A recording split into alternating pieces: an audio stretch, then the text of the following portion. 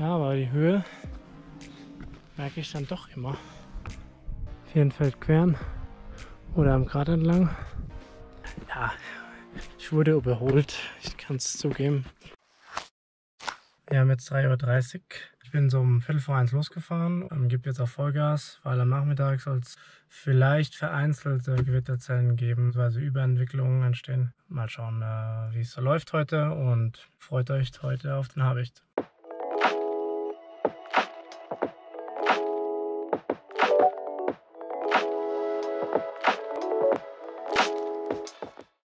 Bin jetzt hier gerade unten am Einstieg. 3:41 Uhr. So, also ich laufe jetzt los und ja, freue mich richtig auf die Tour.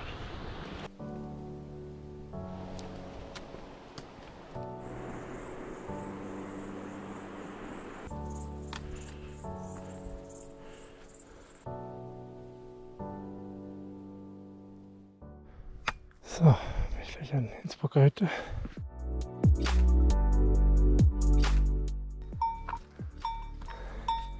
Aber alles ganz easy, entspannt.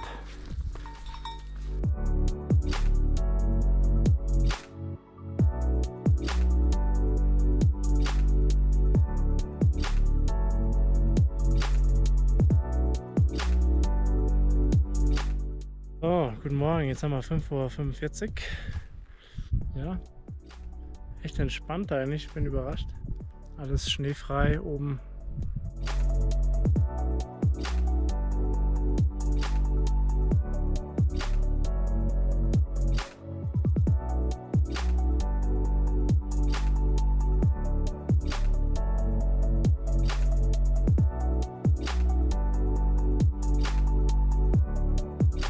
Kurz vor Sonnenaufgang.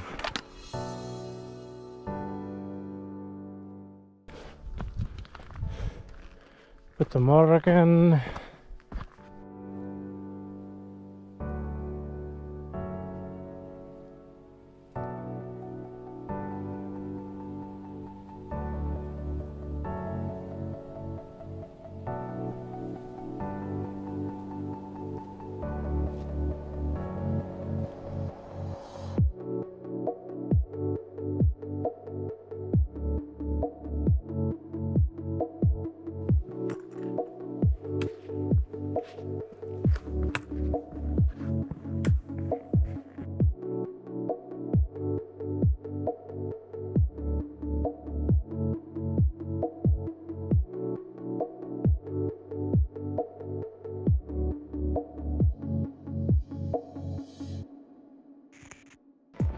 Ja, mega geiler Sonnenaufgang eben.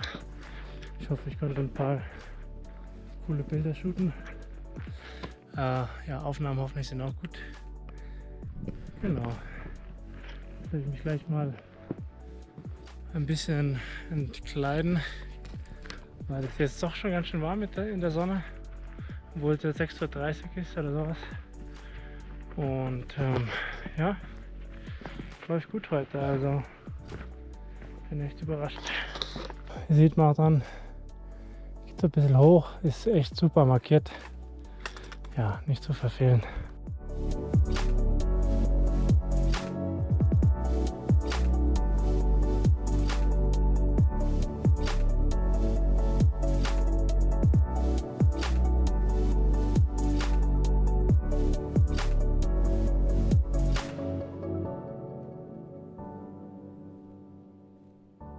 Ja, ich wollte euch noch ein paar Informationen zum Habicht mitgeben. Und zwar liegt er ja zwischen dem Gschnietz und Stubaital auf 3277 Meter und gilt als leichte Hochtour oder eben schwere Bergtour. Kletterschwierigkeiten sind so im ersten Schwierigkeitsgrad zu erwarten. Und ja, sonst wird es halt mit T4 bewertet. Ja, es ist jetzt nicht sonderlich schwer gewesen, muss ich sagen. Also in ähnlich bewerteten Touren. Von daher sollte das eigentlich passen. Aufstieg von unten Gschnietz bis zur Innsbrucker Hütte sind ca. 2 bis 3 Stunden. Von der Innsbrucker Hütte hoch nochmal 2 bis 3 Stunden. Und Abstieg dann ungefähr die Hälfte bzw. 3/4, je nachdem wie schnell man eben absteigt in der Regel. Erste Drahtseilversicherung. Sieht auch noch relativ neu aus. Ja, saniert wahrscheinlich.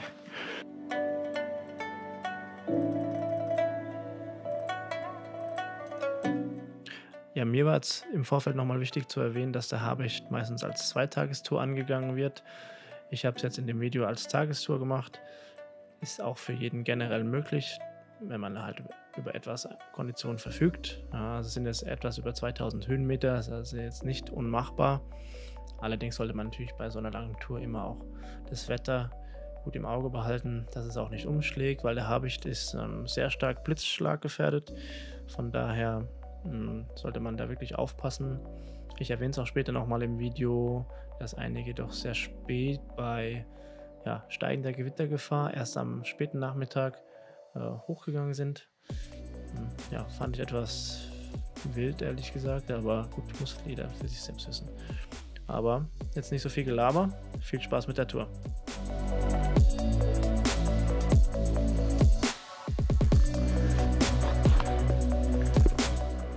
Genau, eigentlich bleibt man immer hier am Grat.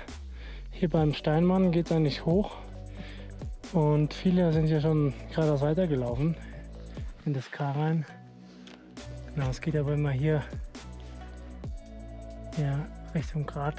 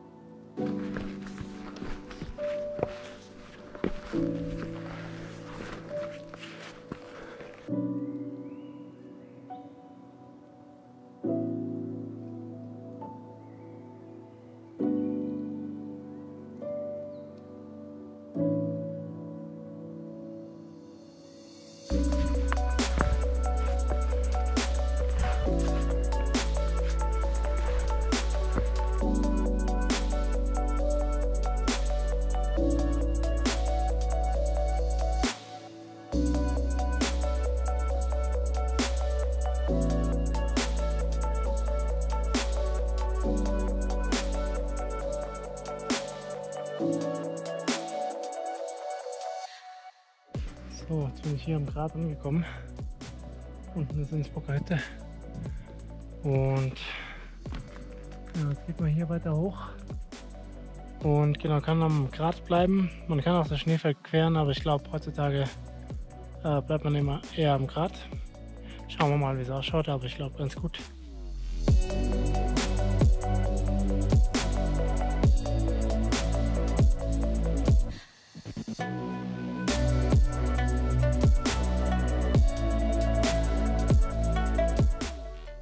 Und ja, ich bin noch der Erste. Ist mir schon jemand auf den Fersen, aber mal schauen, wie ich den Speed hier halten kann.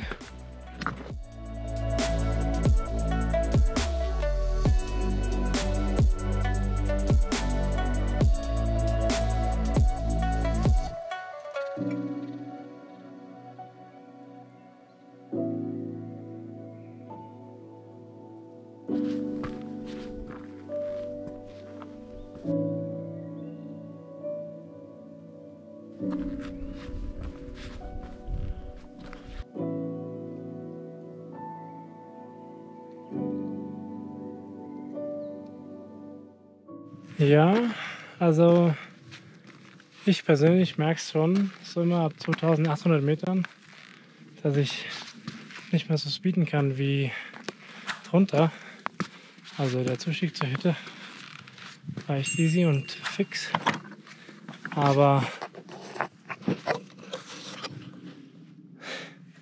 die Höhe, gerade als Tagestour, merke ich dann doch immer ein bisschen. Aber ja, schreibt mal in den Kommentaren, wie euch es geht. Ob ihr auch so ab der Höhe 2800, 2700, 2900, ob ihr da was merkt. Also ich merke auf jeden Fall schon meine Pumpe. Ja, ist jetzt nicht so, dass ich jetzt unfit wäre, aber die Höhe bin ich, glaube ich, etwas empfindlicher vielleicht. Aber ja, würde mich mal interessieren, was ihr meint. Schreibt es mal in die Kommentare, ja, wie ihr mit der Höhe zurechtkommt, welche Tipps ihr habt. Hab auch schon mal gelesen, dass manche Ibuprofen davor nehmen. Wegen Kopfschmerzen habe ich jetzt nicht, aber genau. So, wer mag, kann hier auch nächtigen auf 3000 Metern.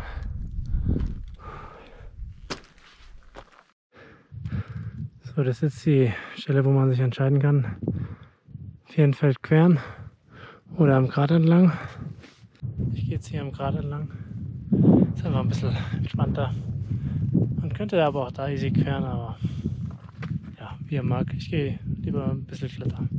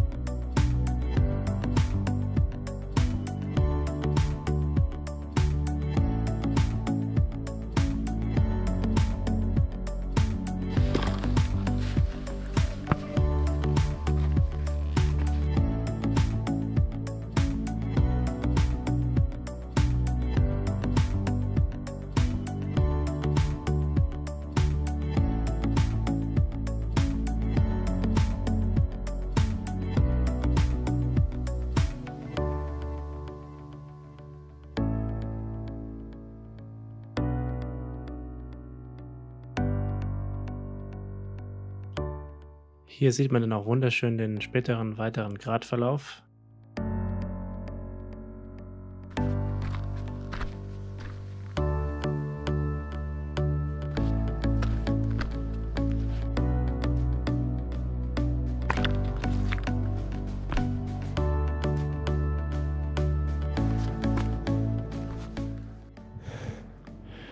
Etwa, glaube ich. 12 niedriger.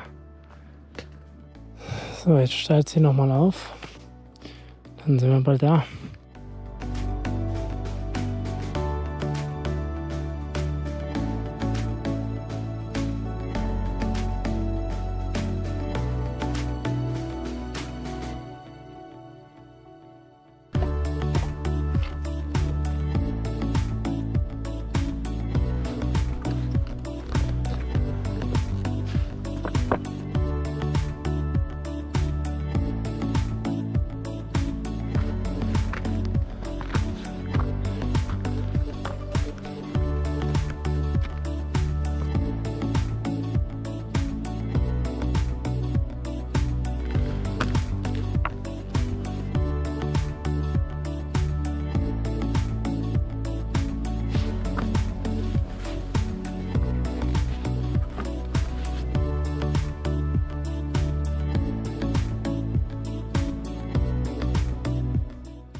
Genau, dann hier so ein bisschen links vom Gang.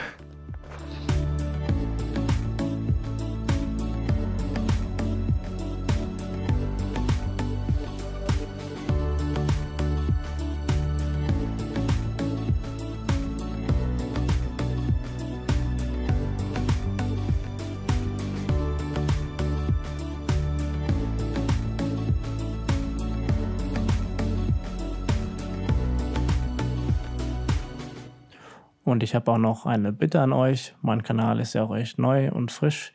Deshalb würde ich mich freuen, falls ihr noch nicht abonniert habt, kostenlos mich zu abonnieren. Denn am Anfang ist das Wichtigste, ja, neue Abonnenten zu bekommen.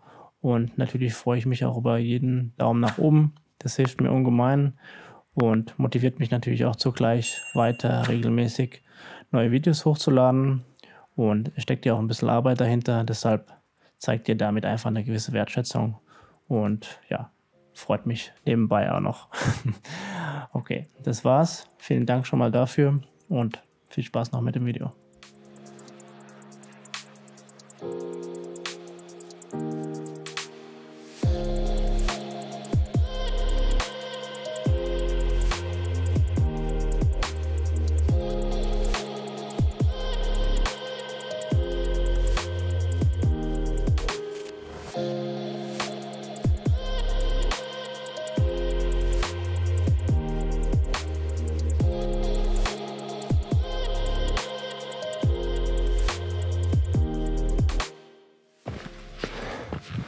So, geschafft. Keil. Der Keil.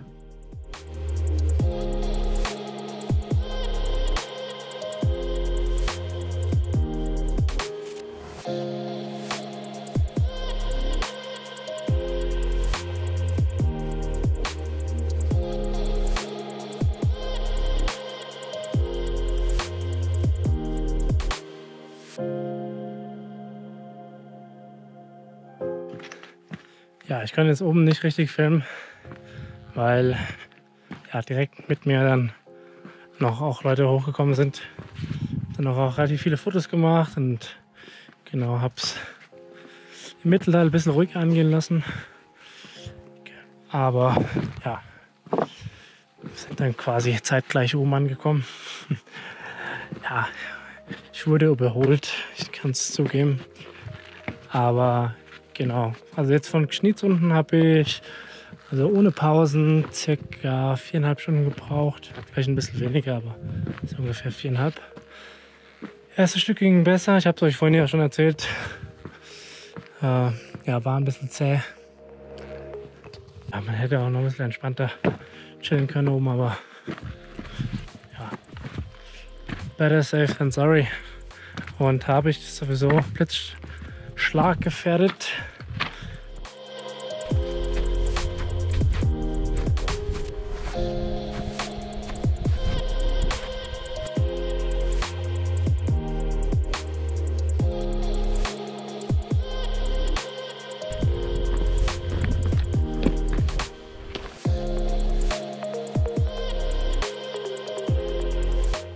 Also was ich mich jetzt gerade wundere, dass hier noch so viele Leute aufsteigen, obwohl es jetzt so ausschaut.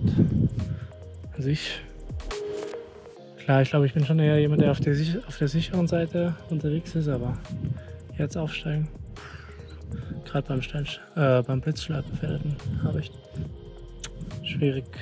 Hoffentlich hält's.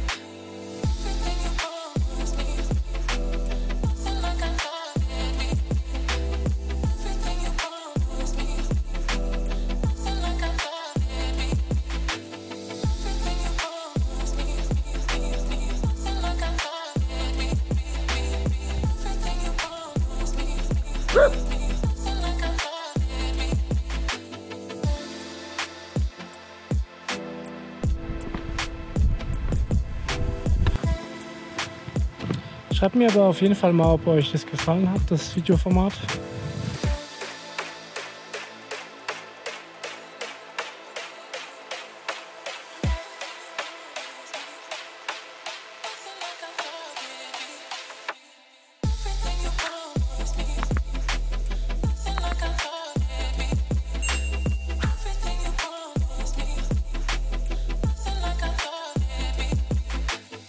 Oh, hier sieht man so ein bisschen, was ich in der Früh gelaufen bin.